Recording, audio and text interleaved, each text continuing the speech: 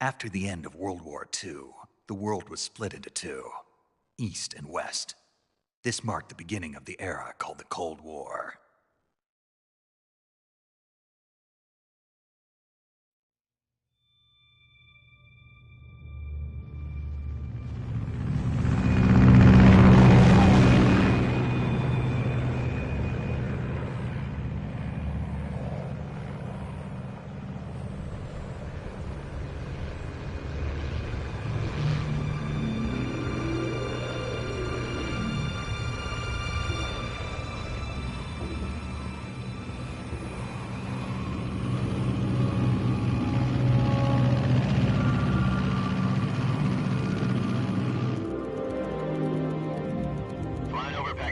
Altitude 30,000 feet.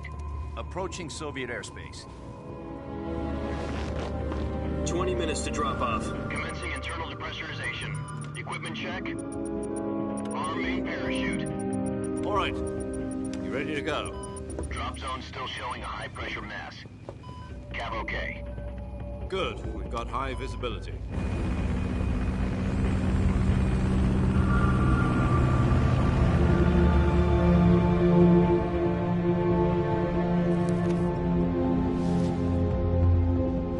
Put out that cigar.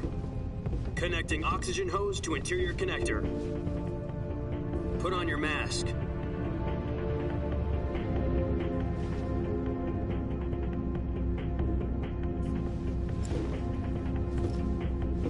Does this panty waste know what he's doing? Approaching release point. 10 minutes to drop off. Hey, are you deaf? He said put out the cigar and put on your mask.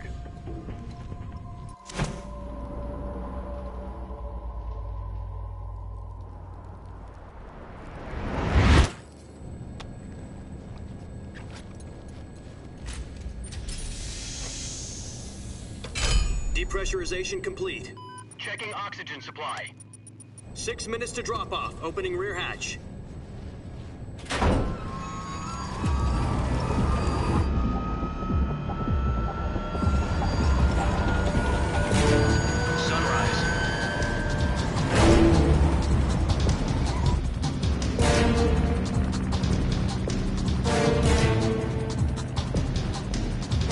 External temperature minus 46 degrees Celsius. 2 minutes to drop off. Stand up. You'll be falling at 130 miles per hour. Try not to get frostbite from the wind chill. 1 minute to drop off. Move to the rear. Activate bailout model. This is one for the history books. The world's first halo jump. 10 seconds to drop off. Stand by. Status okay. All green. Prepare for drop-off. Countdown. 5, 4, 3, 2, 1.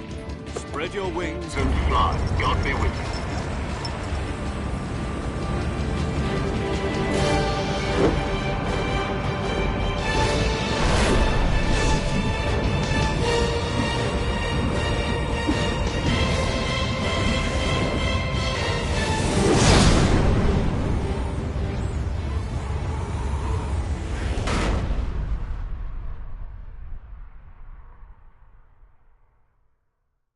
Jack, I've got some important news.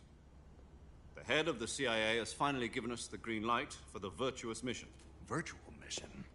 No, the virtuous mission. The future of our Fox unit depends on it. If it succeeds, we'll be officially organized into a unit. Virtuous mission? Sounds like some kind of initiation ritual. You know, don't get cocky. This isn't a training op. Right.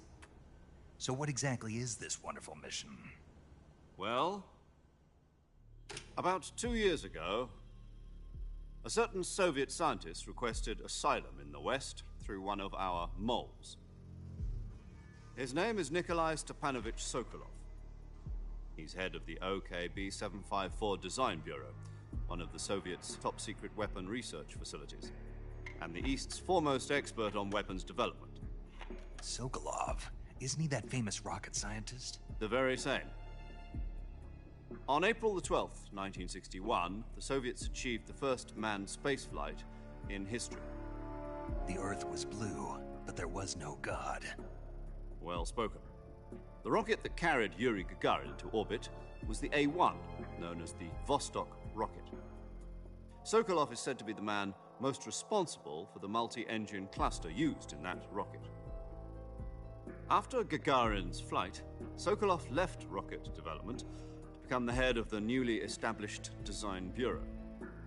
From a lowly technician to head of a design bureau, that's quite a success story, so why do you want to defect? It seems he'd become afraid of his own creations. Afraid? Call it a crisis of conscience. And for that, he left his country and his family behind and went over the fence? Not exactly. One of his conditions was that his family was also to be taken safely to the west. We used a mole to get the family out first and succeeded in sneaking Sokolov over the Berlin Wall shortly afterwards. I was the one who conducted the operation. The security on the eastern side was still full of holes back then. Then what? We got Sokolov over in one piece, but the whole ordeal had left him exhausted, and we checked him into a hospital in West Berlin. It took him 2 weeks and more than 600 miles to get from the research facility in the Soviet Union to Berlin. He was in no condition to say anything coherent. And it was only a week later that we had something much bigger on our hands. The Cuban Missile Crisis. October the 16th, 1962, President Kennedy received word that the Soviets were in the process of deploying intermediate-range ballistic missiles in Cuba. The President demanded that the Soviets dismantle and remove the missiles. At the same time, he announced a naval blockade to prevent further missile shipments from reaching Cuba. But the Soviets didn't back down, instead placing their armed forces on secondary alert. Soviet transport ships carrying missiles continued on course towards Cuba. US and Soviet forces went on alert for an all-out nuclear war. Frantic negotiations were conducted through the UN's Emergency Security Council and unofficial channels to end the hair-trigger standoff. Finally, on October the 28th, the Soviet Union agreed to remove its missiles from Cuba, and so the world avoided a nuclear holocaust. But in order to get the Soviets to pull their missiles out, we had to make a deal. You mean the one where the US agreed to remove its IRBMs from Turkey? No. The Jupiter IRBMs deployed in Turkey were obsolete, and we were going to get rid of them anyway. They had no strategic value whatsoever to either the US or the Russians. The Turkey deal was a ruse, a cover story that was fed to the other intelligence agencies around the world. So what did the Russians really want? Sokolov. They wanted us to return Sokolov. You mean the Soviets pulled out of Cuba just to get their hands on Sokolov? That's right. What the hell was he working on? At the time, we had no idea. We were running out of time. It was either give up Sokolov or risk full-scale nuclear war. In the end, we had no choice. President Kennedy gave in to Khrushchev's demand. The next day, I got Sokolov out of the hospital, handing him over to agents on the eastern side. Sokolov kept on screaming, "Save me," until he disappeared from my sight. Then a month ago, we received some new information from one of our moles. About Sokolov? Yes. He was taken back to the research facility and forced to continue working on the weapon in question under KGB supervision. What's more, it's on the verge of completion. So what kind of weapon is it? Something to do with space rockets? No, missiles. Same technology. I guess you're right. We don't know the details, but it appears to be a new kind of nuclear device. For half a year now, the Soviets have been conducting frequent nuclear tests at Semipalatinsk. Something to do with the weapon, I assume. We're talking about a secret weapon so big that Khrushchev was ready to pull out of Cuba to get it back. Is Sokolov still in the facility? No. According to our intelligence, he's in Selinoyarsk, a place in the mountains about 3 miles to the west that's known as the Virgin Cliffs. The Virgin Cliffs. Nice name for a virtuous mission. They moved him there just recently. Why? Apparently, they're conducting a field test of the weapon, but it's our best chance to get him back. This mission would never have been possible if he was still in the research facility. This is our last chance. Sokolov must have known that too when he contacted us.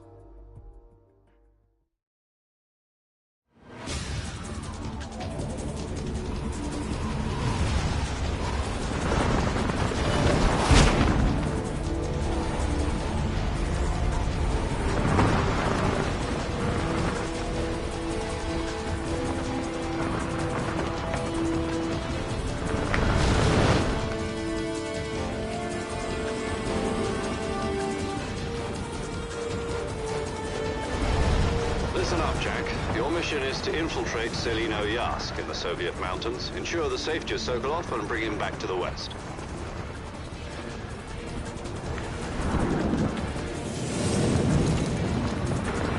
If we don't get Sokolov back before that weapon is complete, we'll be facing a major crisis. The clock is ticking.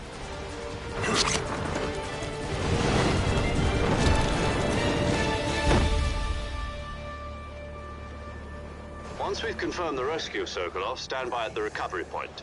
A recovery balloon will be dropped at that point. Helium will be pumped into the balloon to inflate it. The process takes about 20 minutes. Once it's complete, the gunship's arm will latch onto the balloon and pull it up. The Fulton surface-to-air recovery system. I'm familiar with the theory. Take it easy. It's been combat-proven. Do you think Sokolov is up to it? The shock will be less than during a parachute jump, and the arm can handle up to 500 pounds. So you're planning on going over the border in a single combat talent? She's equipped with two 6-barrel 20mm Vulcan cannons, as well as two 40mm machine guns. Sounds like she could hold her own against a battalion of tanks. Even with the fuel in the reserve tank, we're facing a 4-hour time limit. If all goes well, it shouldn't take more than a few hours. Home in time for dinner. But if anything goes wrong, you'll be eating dinner, breakfast, and all the rest of your meals in the jungle.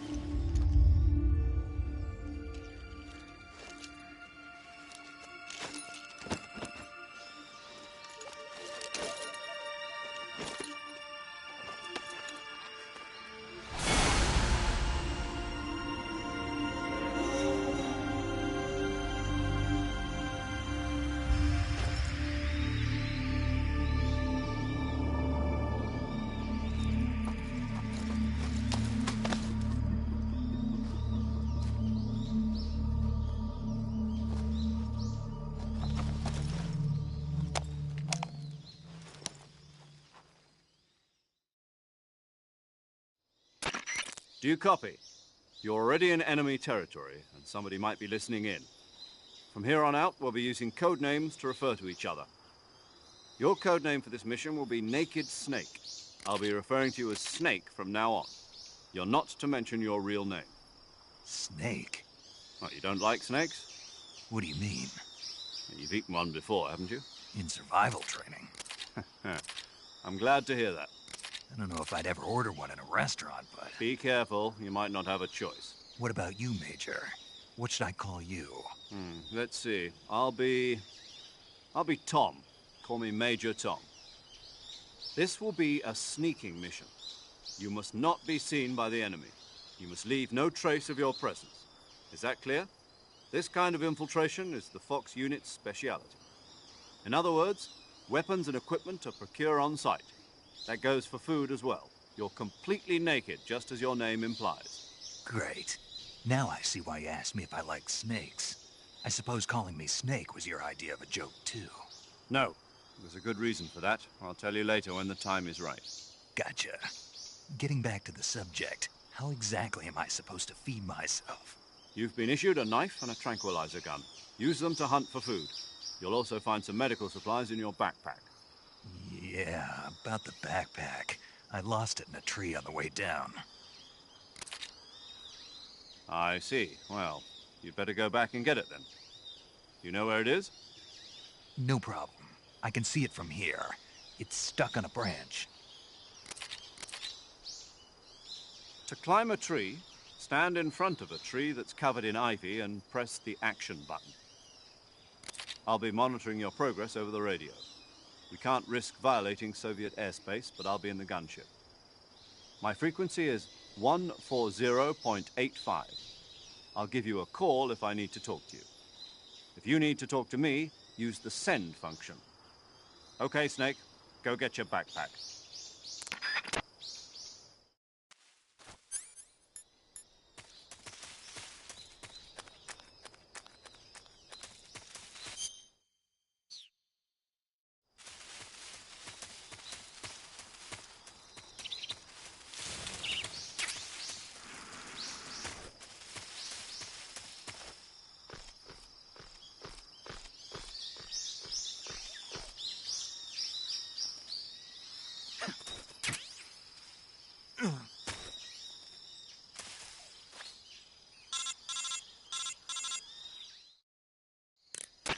I see you've retrieved your backpack, Snake.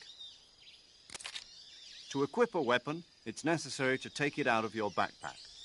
In the survival viewer, choose Weapon from the backpack. Your available weapons will be displayed in a window in the upper left. From that list, choose the weapon you want to equip and press the Enter button. For other equipped items, just do the same thing from Item. Got it. Use the survival viewer backpack. Yep, that's right. Survival is fundamental to this mission. After you've been out in the field for a while, your stamina will start to drop. If your stamina gets too low, it'll affect your performance. You won't be able to shoot accurately, for example, and your wounds won't heal as smoothly. Keep an eye on your stamina so you don't run out. To recover lost stamina, you can hunt for local flora and fauna. You can use either your tranquilizer gun or your knife to hunt. My only weapon is a Mark 22 Hush Puppy tranquilizer gun? That's right. It's been fitted with its own suppressor. However, the suppressor will deteriorate every time you fire. Once its durability reaches 0, the noise suppression effect will be gone. So don't get too trigger happy with it. The suppressor's durability is shown in the icon. Any weapons and equipment beyond what you're carrying now, you'll have to find as you go. I have to find my own weapons and equipment? Whose crazy idea was this anyway? Solo covert actions are standard Fox operating procedure. You can't leave any traces of your presence. No weapons, equipment, footprints, sweat, or bodily wastes. The same goes for bullets and cartridges, too. Your presence in enemy territory is already a violation of international conventions of warfare. There aren't supposed to be any American soldiers in Russia. It could spark an international incident. You can't let anyone see you. You can't let the enemy know you're there. This is a stealth mission. You're a ghost, Snake, in every sense of the word. And there'll be no rescue if you're captured. The military and US government will deny any involvement in the affair. Then I'll just have to take care of myself, huh? I'm afraid so. You've been given a fake death pill for that purpose. SIS guidelines stipulate that soldiers on covert ops like this one be issued a potassium cyanide capsule. Tape it to your body so you can take it when you need to. How generous of you. Use it if you're taken prisoner by the enemy. It'll send you into a state of false death for a short time. Fooling them into thinking that I'm really dead. So, how do I come back to life? Just take the revival pill. You mean that thing they put in my tooth before the mission? That's the one. But be careful. If you remain in a state of false death for too long, nothing will be able to bring you back. Remember that. I'll keep it in mind. You said this was a solo mission, right? Right. I guess that means I can't count on any reinforcements. Correct. The mission rests entirely in your hands.